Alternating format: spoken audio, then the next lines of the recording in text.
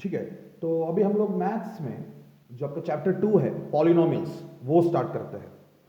सो polynomial क्या है समझने से पहले इस चैप्टर को समझने के लिए जो भी बेसिक चीजें चाहिए उसको डिस्कस करते हैं। ठीक है, ये देखो हमारी जो पूरी कंसेप्ट है पॉलिनोमियल, ये कहीं ना कहीं तो आपके अलजेब्रा का ही पार्ट है।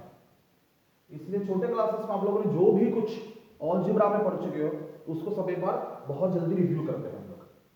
जैसे कि आप लोगों ने पढ़ा होगा अलजेब्रा में हम लोग ने वेरिएबल्स करके एक नया कंसेप्ट इसको डिस्कस किया। सो बेसिकली वेरिएबल्स क्या होता है? ऐसे मैथमेटिकल क्वांटिटी जिसकी कोई फिक्स्ड वैल्यू नहीं होता, मतलब सिचुएशन के हिसाब से उसकी वैल्यू बदला जा सकता है। So variables don't have any fixed value. ठीक है, variables don't have any fixed value. Calculation करके उसकी वैल्यू ढूंढा जा सकता है। The value of variable is determined after calculation. ठीक है, the value of the variable is determined after calculation based on the information given, based on information given।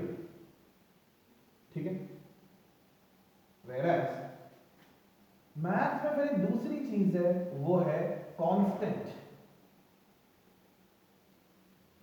Constants का पहले से ही एक वेल डिफाइंड मीनिंग होता है। ठीक है, the constants have a fixed value. अब इसके एग्जाम्पल देखते हैं हम लोग। अगर सपोज मैं लिखता हूं 1, इसको 1 के अलावा और कुछ बुला ही नहीं सकते हम लोग, क्योंकि इसका मीनिंग फिक्स है कि इट इज 1 करके। सेम वे अगर मैं लिखता हूं 113, एक प्राइम नंबर है, इसकी वैल्यू फिक्स्ड है, कोई इसकी मीनिंग को बदल नहीं सकता। हाउएवर अगर मैं लिखता हूं x, अब x की वैल्यू क्या है? कहीं पर भी फिक्स नहीं है ये। कोई चाहे तो उसको -7 बोल सकता है, कोई चाहे तो उसको 84 बोल सकता है, कोई चाहे तो उसको 597 बोल सकता है, कोई इसको कोई रैशनल नंबर बना सकता है, लेट्स से 2/3, कुछ भी हो सकता है। ठीक है, वो तो हमें जो क्वेश्चन में डेटा गिवन होगा अकॉर्डिंगली डिसाइड होगा। सेम वे अगर हम लोग एक दूसरी वैल्यू कंसीडर करें y, फिर हम लोग ने तीसरी वैल्यू कंसीडर किया z, इन सबका सिचुएशन यही है, कोई फिक्स्ड मीनिंग या फिक्स्ड वैल्यू इनका नहीं है करके। अच्छा, अब 6th क्लास से आप लोग के अंदर क्यूरियोसिटी होगा कि हम लोग वेरिएबल्स को ज्यादातर x y z ऐसे ही क्यों लिखते हैं? इंग्लिश में पूरा 26 लेटर्स है। अब जाके हम लोग p q r l m n ये सब यूज करना स्टार्ट किया, even a b c d भी यूज करना स्टार्ट किया, बट ये x y z ही क्यों? यहां पे आप बोल सकते हो मैथमेटिशियंस के हैबिट है। इनफैक्ट अगर हम लोग मैथमेटिशियंस की हैबिट पे ध्यान दे, एक सिंपल एग्जांपल के साथ ही मैं लिख के दिखाता हूं इधर। x का मतलब है द फर्स्ट अननोन। ठीक है, ये पहले से मतलब ऐसे डिक्लेयर्ड है मैथ्स के अंदर, मतलब मैथमेटिशियंस की हैबिट के कारण x का मतलब है द फर्स्ट अननोन। ये आप लोगों ने स्टोरी बुक में भी देखा होगा, जब भी सी पायरेट कोई समुद्री खजाना ढूंढने जाता है तो जहां पे भी खजाना छुपा है वहां को x करके मार्क करता है। ठीक है, सो x means the first unknown, और y का मतलब है द सेकेंड अननोन, और z का मतलब है द थर्ड अननोन। ठीक है, तो द थर्ड अननोन, ये है एक ट्रेंड जो मैथमेटिशियंस हमेशा से फॉलो करता है। और इस हैबिट का एक सबसे बड़ा प्रूफ है कि जब इलेक्ट्रोमैग्नेटिक रेडिएशंस डिस्कवर हुआ था और सर विलियम रॉयंस्टाइन को जो समझ में नहीं आया कि वो कौन सा रेडिएशन है, सर विलियम रॉयंस्टाइन इसके बारे में आपने जीके बुक में पढ़ा भी होगा। जब उसने एक अजीब सा इलेक्ट्रोमैग्नेटिक रेडिएशन डिस्कवर किया जिसके बारे में कुछ नहीं पता, यही से उसने हिंट कॉपी किया और नाम डाला उसको एक्स रे। एक्स का मतलब है अननोन, ठीक है। तो हमारा ह्यूमन नेचर में ये एक्स करके लेटर अननोन करके एक हैबिट से कनेक्ट हो चुका है। अब तो पूरी मैथ्स में क्या, साइंस में, इवन इकोनॉमिक्स में, जहां जहां पे भी वेरिएबल की बात आता है, जहां पे भी अननोन की बात आता है, जाने अनजाने में सीधा हम लोग बोलते हैं एक्स। और फिर अगर कोई सेकंड अननोन है हम बोलते हैं वाई, थर्ड अननोन है हम बोलते हैं जेड, ठीक है। तो इस तरह हमने वेरिएबल्स के बारे में पढ़ा था छोटे क्लासेस में, और कॉन्स्टेंट्स के भी बारे में पढ़े थे। फिर उसके बाद थोड़ा सा जैसे अब हायर क्लास में आए, हम लोगों ने अलजेब्रा के कुछ और एडिशनल चीजें पढ़े कि मतलब हम वेरिएबल और कॉन्स्टेंट्स के साथ क्या कर सकते हैं करके, ठीक है। आप लोगों ने पढ़ा था अलजेब्राइक एक्सप्रेशंस। अलजेब्रा पढ़ने के बाद आप तुरंत जो नेक्स्ट कंसेप्ट की तरफ आया था वो है अलजेब्राइक एक्सप्रेशंस। अब क्या होता है अलजेब्राइक एक्सप्रेशंस? हम जैसे साधारण नंबर के साथ addition, subtraction, multiplication, division, exponent power, ये जो सब कुछ करता है ना, ये सारे के सारे चीजें हम क्या कहते हैं, वेरिएबल के साथ भी कर सकते हैं। फॉर एग्जाम्पल, मैं वेरिएबल को एक नंबर के साथ ऐड कर सकता हूं, मैं वेरिएबल को दूसरी वेरिएबल के साथ ऐड कर सकता हूं,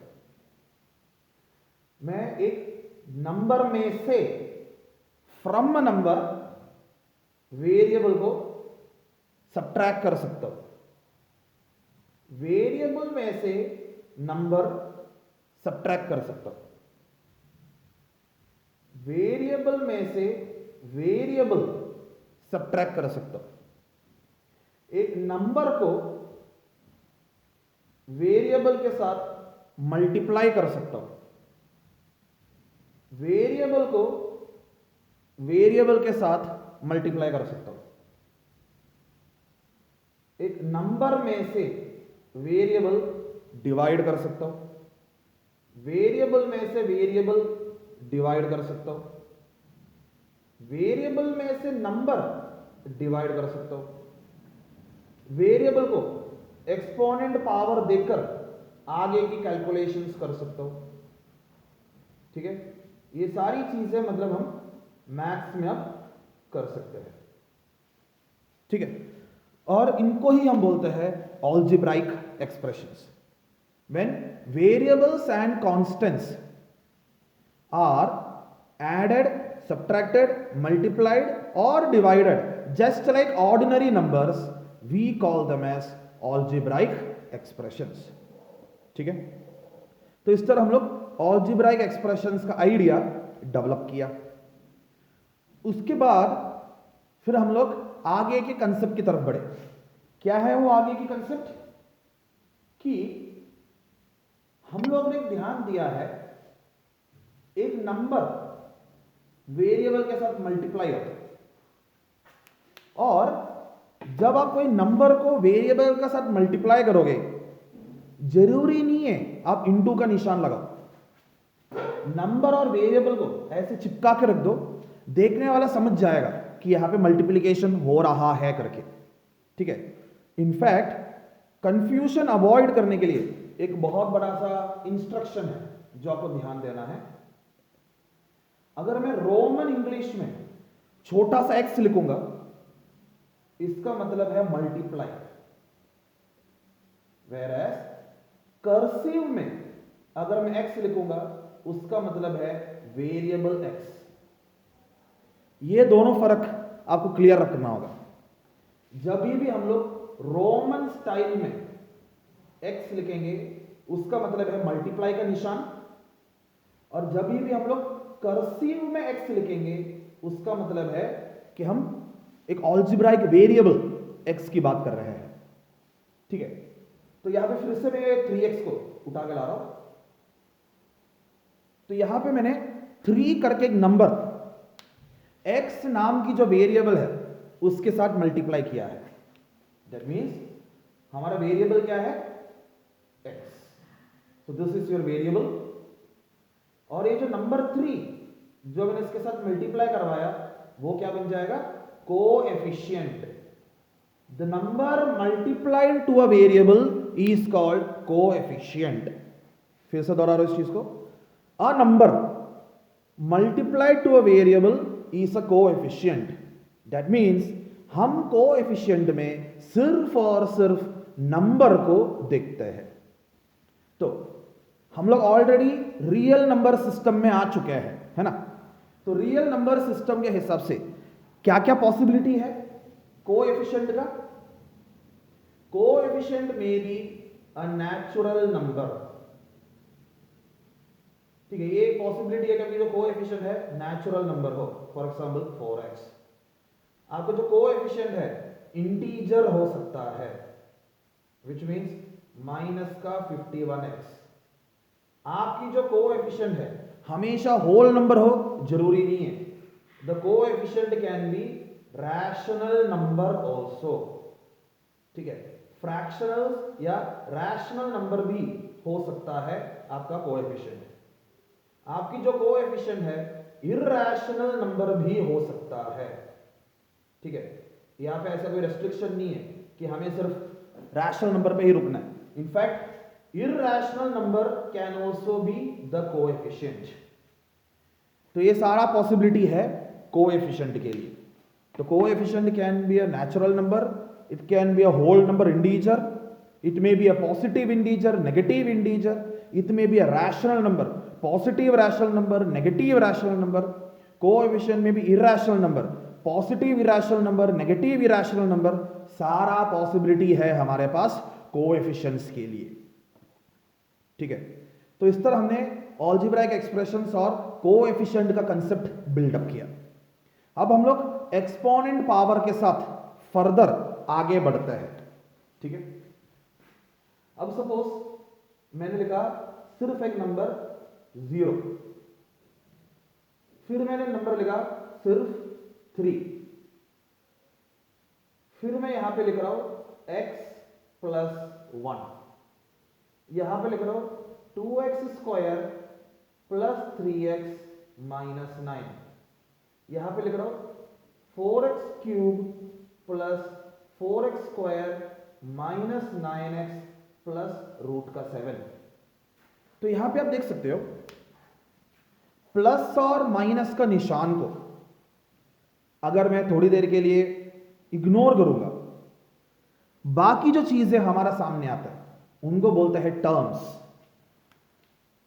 तो यहां पे जो मैंने 0 लिखा हुआ है ये भी एक टर्म है, यहां पे मैंने 3 लिखा हुआ है ये भी एक टर्म है, यहां पे मैंने जो x लिखा है ये भी एक टर्म है, यहां पे मैंने 1 लिखा हुआ है ये भी एक टर्म है, यहां पे मैंने पूरा का पूरा 2x² लिखा ये भी एक टर्म है, यहां पे मैंने प्लस का 3x लिखा ये भी एक टर्म है। अब जब बात आया माइनस का 9, नेगेटिव साइन उस नंबर का प्रॉपर्टी माना जाता है, तो उसको पूरा नेगेटिव साइन के साथ देखोगे। पॉजिटिव को इतना इंपॉर्टेंस नहीं देता जितना हम लोग नेगेटिव साइन को देते हैं। तो ये जो माइनस का 9 ये भी एक टर्म है, ठीक है। ये जो पूरा का पूरा 4x³ ये भी एक टर्म है, ये पूरा का पूरा 4x² ये एक टर्म है। माइनस का निशान मैंने बोला था कि पूरा एक साथ कंसिडर कर लेना, तो ये पूरा का पूरा माइनस का 9x ये एक टर्म है, ये जो पूरा का पूरा √7 ये एक टर्म है, ठीक है।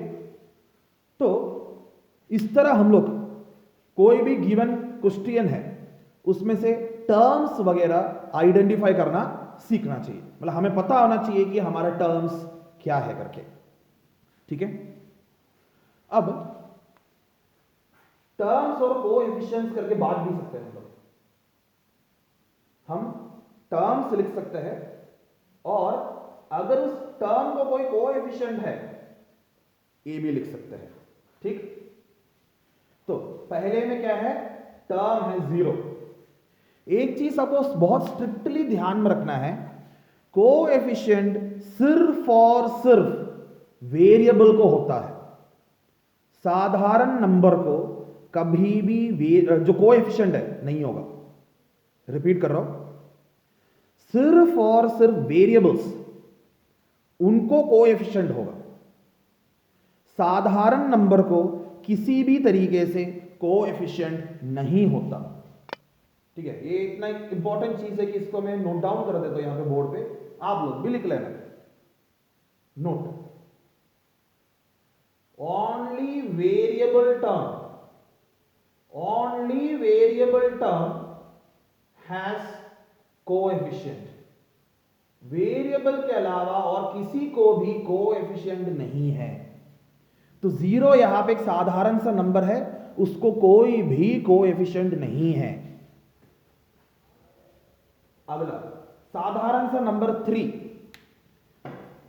एक साधारण सा नंबर है, इसका कोई भी कोएफिशिएंट नहीं है। x एक वेरिएबल है, बट आप देख सकते हैं उसके साथ कोई नंबर मल्टीप्लाइड तो है नहीं। तो अगर किसी वेरिएबल के साथ कोई कोएफिशिएंट नहीं है तो ऑटोमेटिकली 1 उसका कोएफिशिएंट है, अगर उसका साइन पॉजिटिव है तो। और अगर एक माइनस का x है तो कोएफिशिएंट होगा -1। नेगेटिव साइन पे ध्यान देना चाहिए, ठीक है। अगर आपका पॉजिटिव का x है तो कोएफिशिएंट होगा +1, नेगेटिव का x है तो कोएफिशिएंट होगा -1। तो यहां पे हमारा क्या है, पॉजिटिव x, तो कोएफिशिएंट क्या हुआ 1। अगला टर्म क्या है, साधारण नंबर 1, इसका कोई भी कोएफिशिएंट नहीं है। अगला टर्म कौन सा है, 2x²। जब हम वेरिएबल को देखते हैं ना, एक्सपोनेंट पावर वेरिएबल की प्रॉपर्टी माना जाता है। तो यहां पे हमारा वेरिएबल टर्म क्या बन जाएगा, पूरा का पूरा x²। ठीक है, जो एक्सपोनेंट पावर है वो वेरिएबल का प्रॉपर्टी माना जाता है, तो उसको पूरा ऐसे सिंगल वेरिएबल देखेंगे हम लोग। तो x² हमारा वेरिएबल है, तो उसका कोएफिशिएंट क्या हो गया 2। अगला है 3x, यहां पे कोएफिशिएंट कितना है 3। अगला है साधारण सा नंबर 9, इसका तो कोई कोएफिशिएंट बन ही नहीं सकता क्योंकि साधारण सा नंबर है। अगला हमारा वेरिएबल क्या है 4x का पावर 3, एक्सपोनेंट पावर वेरिएबल का प्रॉपर्टी माना जाता है, तो कोएफिशिएंट कितना हो गया 4। ऐसे आप सारे टर्म्स का देख सकते हो, ठीक है। इसके बाद किसी भी अलजेब्राइक एक्सप्रेशन में कितने टर्म्स है ये तो काउंट किया जा सकता है ना। अगर आप ध्यान से देखोगे, इधर एक ही टर्म है, इधर भी एक टर्म है, इधर 2 है, इधर 3 है, इधर 4 है। तो हम क्या करते हैं कि नंबर ऑफ टर्म्स के हिसाब से ये जो अलजेब्राइक एक्सप्रेशन है उनको क्लासिफाई करने की कोशिश करेंगे, ठीक है।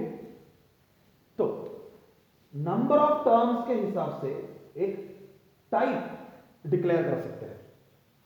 One term such are called monomial, इसमें भी वन टर्म, तो ये क्या बन जाएगा मोनोमियल। इधर 2 टर्म है तो क्या बन जाएगा बाइनोमियल। जिधर भी 2 टर्म है क्या बन जाएगा बाइनोमियल। जहां पे भी 3 टर्म है क्या बन गया ट्राइनोमियल। 4 और उससे ज्यादा कुछ भी हो, 5 term, 6 term, 7, 8, 9, 10, what ever it is, वो क्या बन जाएगा ऑटोमेटिकली पॉलिनोमियल। ये भी आप लोगों ने छोटे क्लासेस में पढ़े थे, ठीक है। तो अगर आपके अलजेब्राइक एक्सप्रेशन में सिर्फ एक ही टर्म है वो क्या बन जाएगा मोनोमियल। 2 टर्म है क्या बन जाएगा बाइनोमियल। 3 टर्म है तब क्या बन जाएगा ट्राइनोमियल। 4 या उससे ज्यादा कुछ भी हो तब क्या बन जाएगा पॉलिनोमियल, ठीक है। यहां तक तो हम लोगों ने बेसिक्स ऑफ पॉलिनोमियल्स पढ़ लिए थे, बट देन कुछ रूल्स है कि कब वो पॉलिनोमियल हो सकता है, पॉलिनोमियल नहीं हो सकता। ऐसे कुछ स्ट्रिक्ट गाइडलाइंस है वेरिएबल्स के बारे में, उसको अब हमें समझना है। और साथ ही साथ ये जो वेरिएबल के ऊपर एक्सपोनेंट पावर है, इससे रिलेटेड एक कंसेप्ट आता है, क्या कहते हैं उसको, डिग्री ऑफ द पॉलिनोमियल। ऐसे भी कुछ रिलेटेड चीज है, तो वो हम एक सेपरेट वीडियो में डिस्कस करेंगे। तो यहां तक जो बेसिक एलिमेंट्री चीजें हैं, इसको आप लोग ध्यान से रिवाइज करो, और यहाँ पे जो भी डाउट्स आए पूछ लेना मुझसे।